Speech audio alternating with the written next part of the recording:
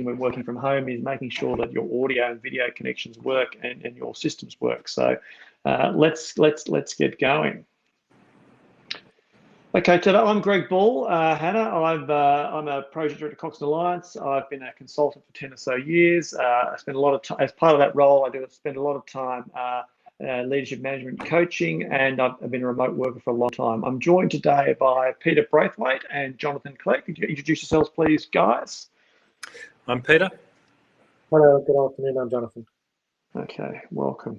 Okay, so moving forward, today we'd obviously like this to be a more of a conversation than a presentation. So we've established that the chat box works. So just use that to communicate and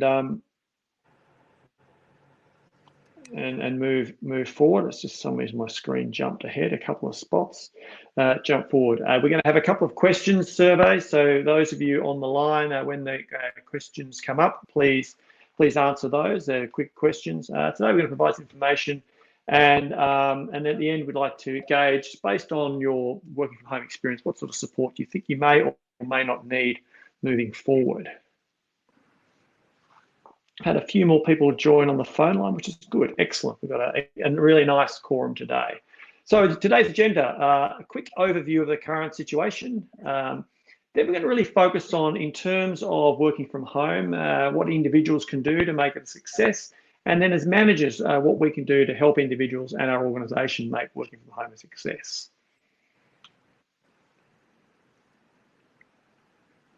Okay.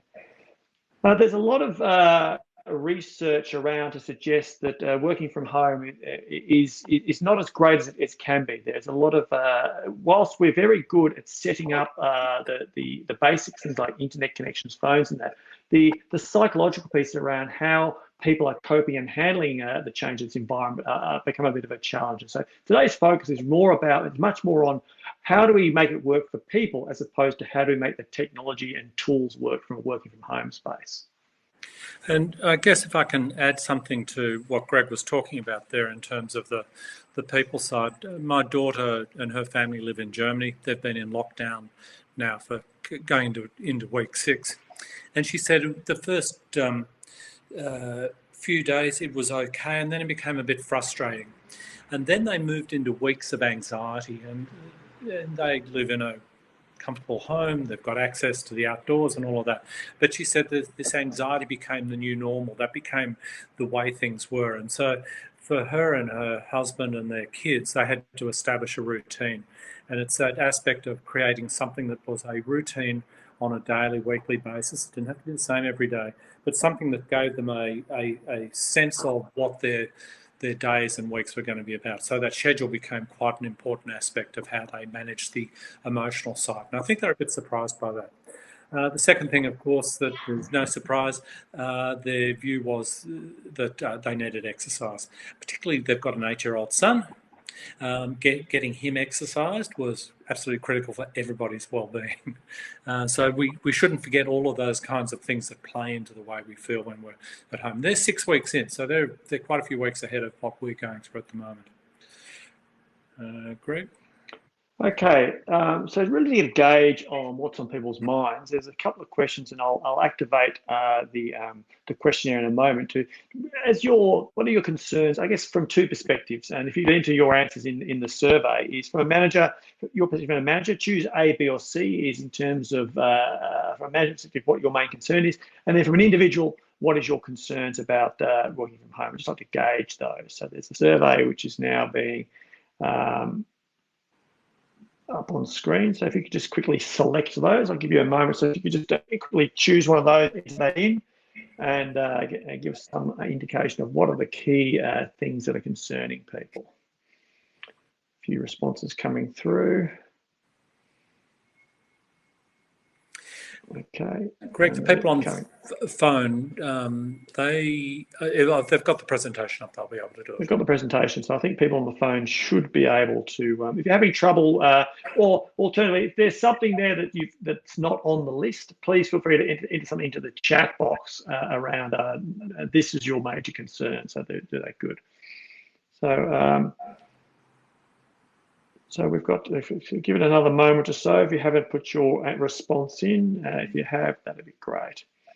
Okay, so I'll just, another one's just come through. We'll just give it another minute or so, or a few more seconds. So we seem to have most of the votes in now, so we'll end that survey. And we'll just quickly share what we've got on the screen.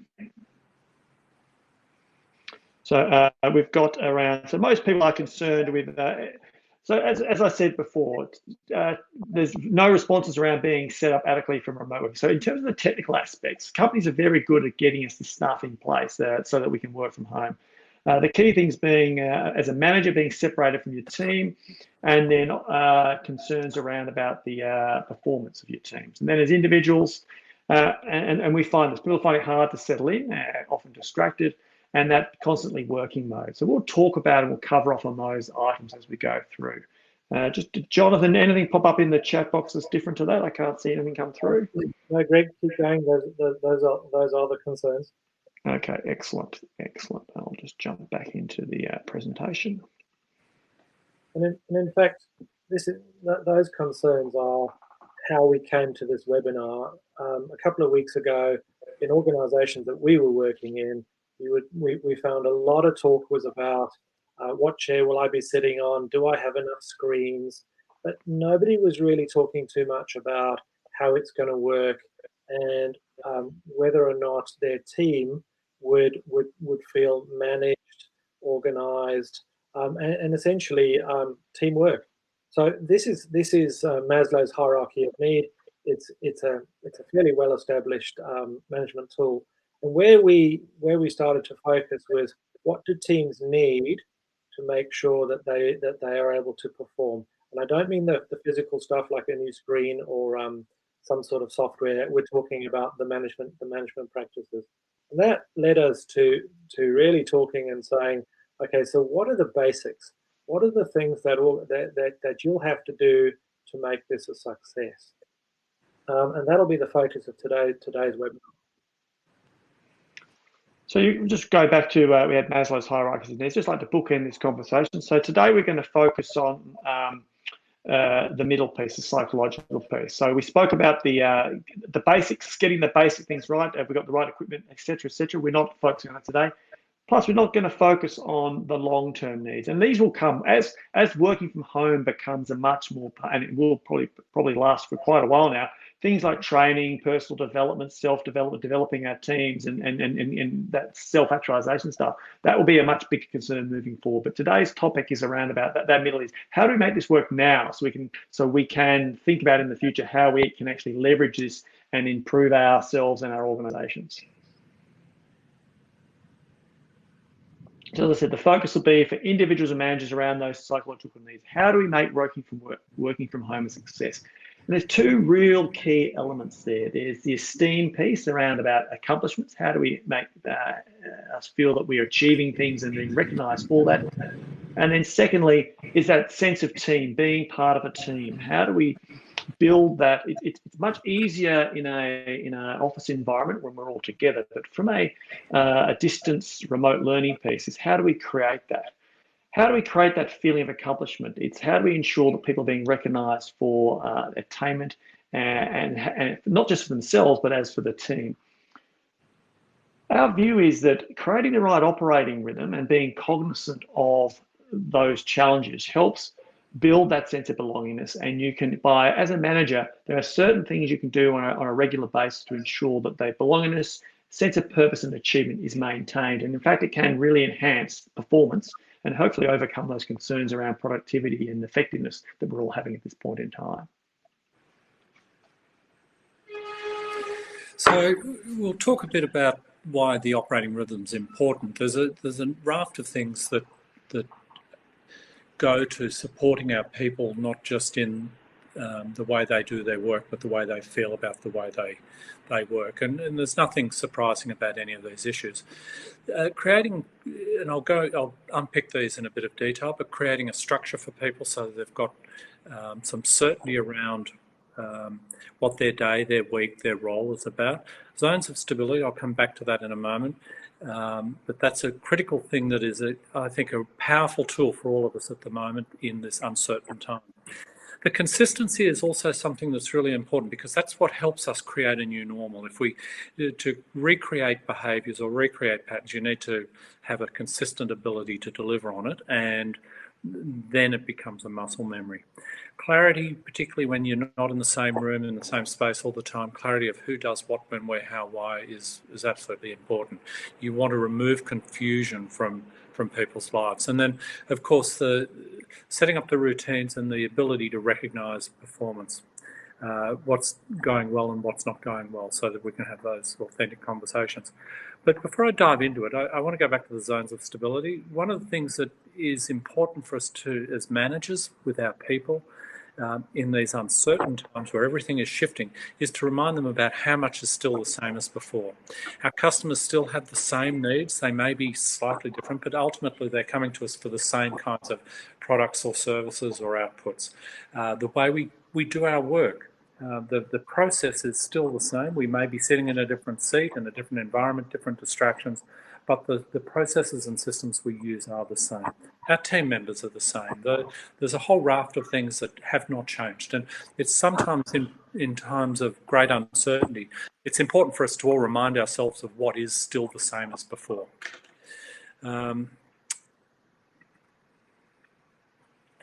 If we look at that structure and stability, though, if you're supervising or managing a group of people who are now dispersed, you have to help people create a daily routine.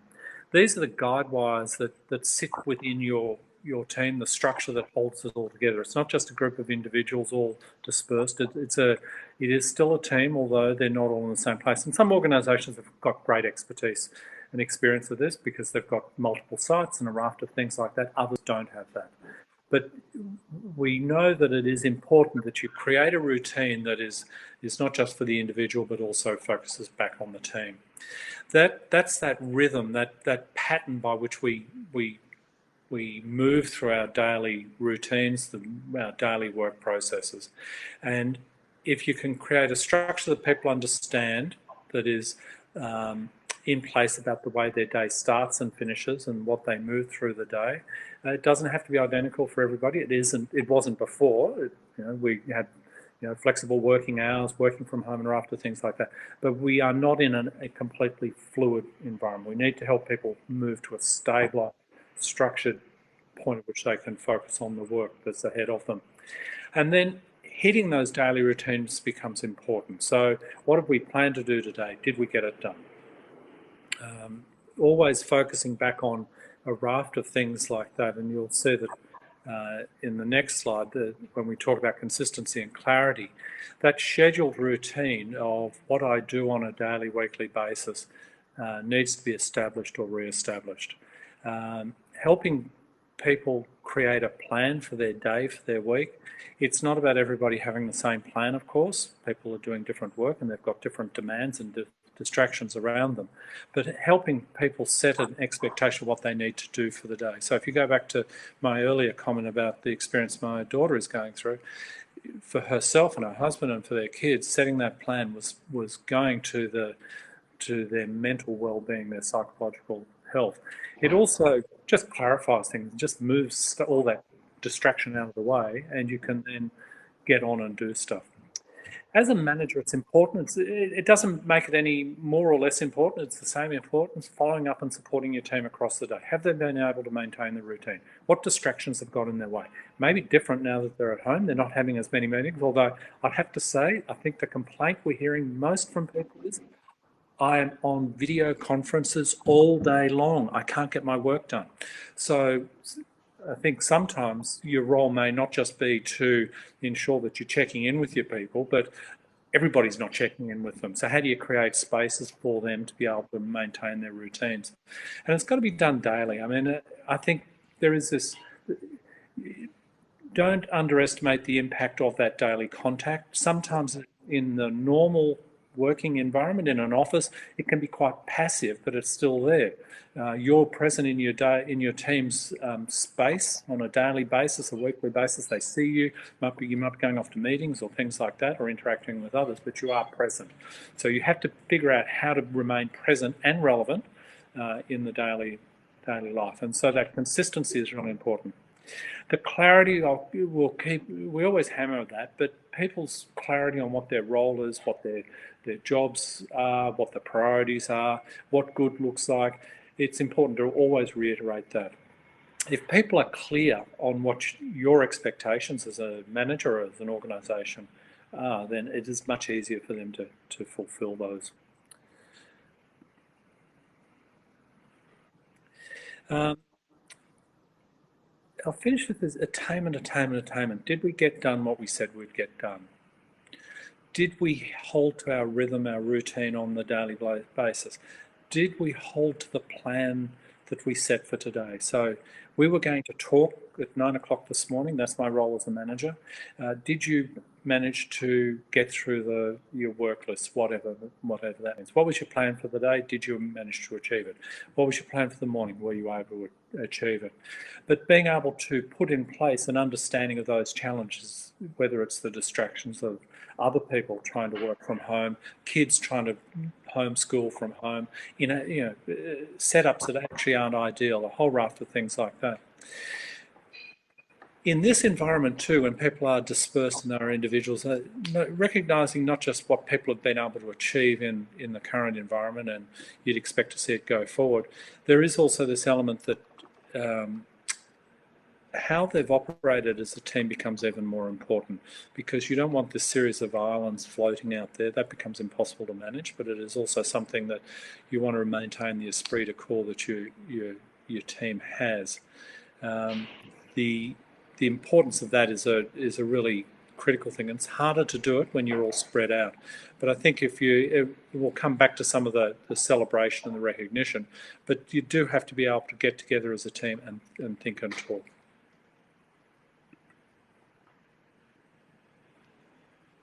Okay, just quickly for the group online, just a quick gauge, yes, no, maybe, sort of.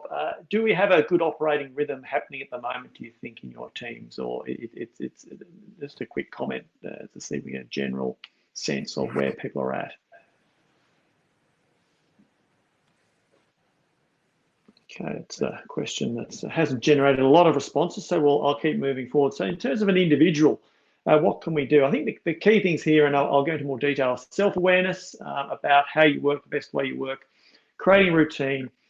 Distractions, I think one of the poll questions was that there are a lot of distractions, so how do we handle those? And then how do we work as a team to support each other as we get used to working in this new environment? The self-awareness piece, I think for me, I've worked from home for a long time. I've worked with a number of people who've done the same thing. And it's about understanding, particularly when you've transitioned first from being used to working in an office, and maybe doing once or twice working from home because it suits, but this is a bit different. This is now a sustained period of working from home, and may well be for many, many months now. So it's about knowing what works for you. What is your best way of recreating your best way of working? So for me, I work really well in sort of hour or so blocks, put the headphones in, really concentrate. I'm going to get this achieved in this space of time. And over the course of the day, I have several periods where I work like that, and then make sure that I take my breaks and those sorts of things. For other people, it might be different. Some people work better in the morning, some people work better in the afternoon, or some people have shorter or longer attention spans. But know what works for you and when do you do your best work, because that's a really good way of, if you can recreate that, then your productivity and ability to escape distractions becomes really clear. In the working from home environment, share how you work with your manager, and that way you can work together to set up success. So your team's operating rhythm, or when you communicate with your manager and other people in the team, it doesn't become an interruption to your best way of working. It becomes something that supports and helps manage that.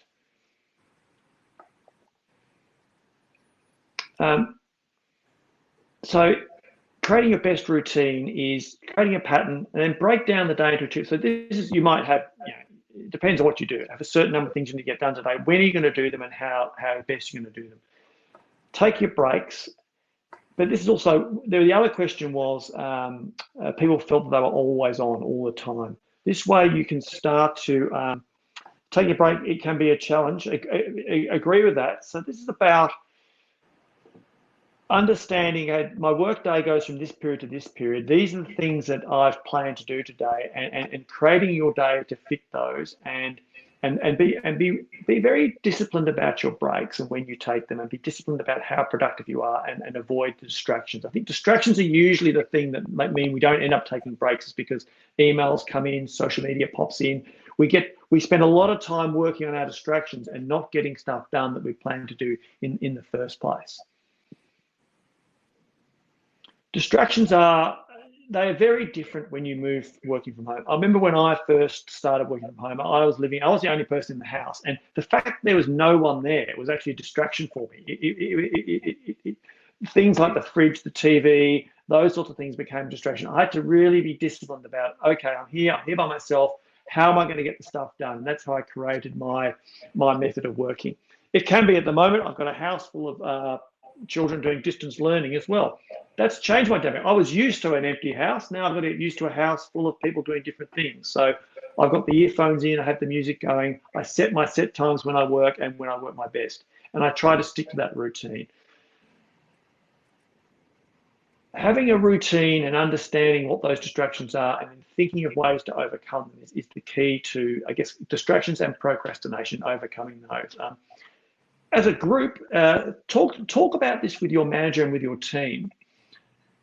You're all probably experiencing a number of ways of having distractions and being distracted, and they're probably very similar. The solution, someone might have a solution that works for you, you might have a solution that works for somebody else, but work on this together. Also, when you're building this operating rhythm working from home, as a manager, I think creating that conversation with your team, with your individuals, about how we overcome distractions, how can we work together on this, you can share those challenges and overcome those. Similarly, the other good way to avoid this is, remember that even though we've now gone from working from home, working in office to working from home, is what we're trying to achieve for our customer hasn't changed. And so let's work together. If we used to do these things for our customer, how do we recreate that now we're in a home-based office? And create that conversation with your team. It helps, once again, build that sense of belonging, and also working together, you come up with some really good solutions. So as individuals, I think it's really important that you're self-aware, you know what the distractions are, you work out what works for you, and you make that your routine. And then you help and support others, and get them to help and support you in terms of what works best for you. How can I support your routine, and how can you support mine? Because sometimes they're different, sometimes they're not. So, Greg, I think one of the ways to help with that is that when you build your operating rhythm, not all of it is about plan actual variance. Some of it is actually about the conversation about how we're going, what we're finding, and providing that element of social. One of the clients we're working with at the moment, I was on video with him this morning. He said, one of the things he actually misses is walking across the office to have a discussion. Everything's on video at the moment. And he said, so what that's changed for him is the actual getting out of his chair, having conversations. He said they've been working remotely for 3 weeks now. He said generally it's going quite well. But one of the aspects that they've not been able to incorporate into their rhythm so far is the social element that used to be there working in the office. And that's a really interesting point. And that's a natural segue to this slide, of course, where those emotional needs and the triggers, you need to keep them top of mind. They're easier to do when you're all together and you've got your routines established, but there are a range of things that we do have that make our working life a much better experience for all of us. And sometimes, it's the visual, the way offices get decorated at different events like Christmas or Melbourne Cup or raft of things like that. They can often be intangible. You're not quite sure what it's about, but they're just a way people gather together or do different things. And we've got different opportunities. I think we're seeing plenty of things that are going on at the moment where people are having the group sing-alongs. And I'm not suggesting everybody does group sing-along, but I mean, last week as a group, our team, we had lunch together. So we all had to dial in, we had required to have our videos on, and we all had to share what lunch we had. And, it was a bit of fun, and it gave us a break from, clearly I thought there was an element of tension release from that. So you've got to be able to create a vibe in a team. Teams aren't just a group of people working together. They're people who've got a common goal, and that comes through common purpose. So this is a good way of doing it. You want people to feel like a group. You want people to look forward to that. Yeah, thank you, Peter. And actually, just quickly capturing, I think one of our colleagues, it just made one of our meetings a bit fun. He's in a similar situation to me. He's got a bunch of kids working from home, and we got a tour of the house. He took his phone with us, and he walked around and he videoed and showed us his family, his kids, all happily working, and in some instances not working, or thought they were working, but they're actually playing Roblox or those sort of stuff. But it sort of helped recreate that walking around and having that sort of that few moments of downtime and engagement with your work colleagues that is different. So I think, I think as we get better at this, how do we recreate that social interaction that we're missing? It doesn't just become about the numbers and the plan and what did you do and productivity, but we start to create space for those interactions, like we would in the normal work environment. Those water cooler conversations of walking down the hall, the chat about the footy, those sorts of things. They're important because it does become an isolated place when you're not having those interactions. So quickly recapping, the basics, as we said before, they're in the term I like to use is turn up stakes. Is as an organisation, as a manager, do your people have the stuff they need to be able to do their job? And that's really, yes, we've been able to recreate a workspace in a remote location. As an individual, then, it's once you've got that workspace, it's okay.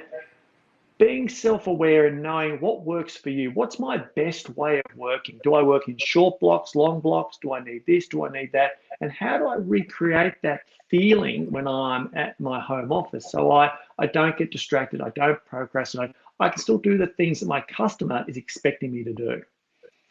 Then as a manager, it's understanding how your team works and operates and saying, okay, in the workplace, I would regularly have these communications, these actions, I have this structure in place. Things a little different now is in terms of what we're trying to do for our customer, what structure can I create? It has to be consistent. It needs to be sort of repeatable and the same. We need clarity. There's a lot of ambiguity that can come about with this sort of working. So how do we very clearly understand what it is we try to do and when? Clear expectations. Following up and checking in with your team. Okay, how are things going? How is our rhythm going? Are we on track with what we said we would do? And in terms of how are we going with our customer, are we achieving those things? And if not, what can we do to fix that? So we evaluate our rhythm, we evaluate our outputs and our outcomes, and then together we say, okay, this is what we need to do. How do we create that team atmosphere to do this? And then the last point, but probably the most important point, is as a team and as a group, what are those sort of intangible things that we're doing? They could be fun things, they could be other. It could simply be how do we celebrate success. It'll be different for every team, but it's important to have those intangible emotional needs met, because it becomes a very lonely place if we're sitting at a keyboard crunching out numbers or words and letters all day, and we're not having that we're not feeling that we're part of a team, and we're not getting that recognition that we all know is very important in a workforce to have, that we are contributing and we are part of the team.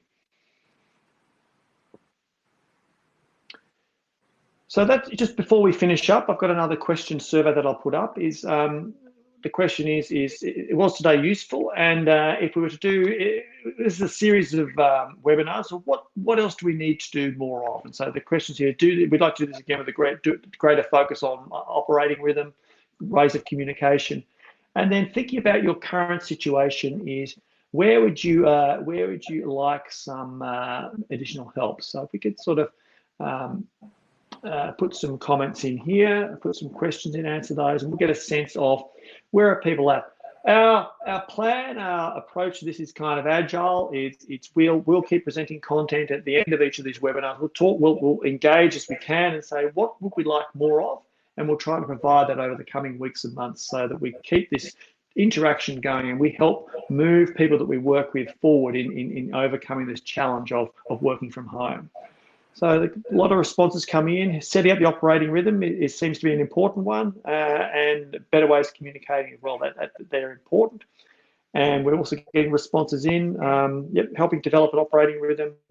checking in and feedback would be useful. And some people currently think we're okay. Yep, but keep us informed, and we'll do that. We're fortunate enough. We've had about sort of 50 or 60 people attend various webinars, and we're getting a really good sense of what's topical, and we'll keep those topics coming. So thank you for your votes. We'll just end those, and we'll shut that and jump back to the presentation.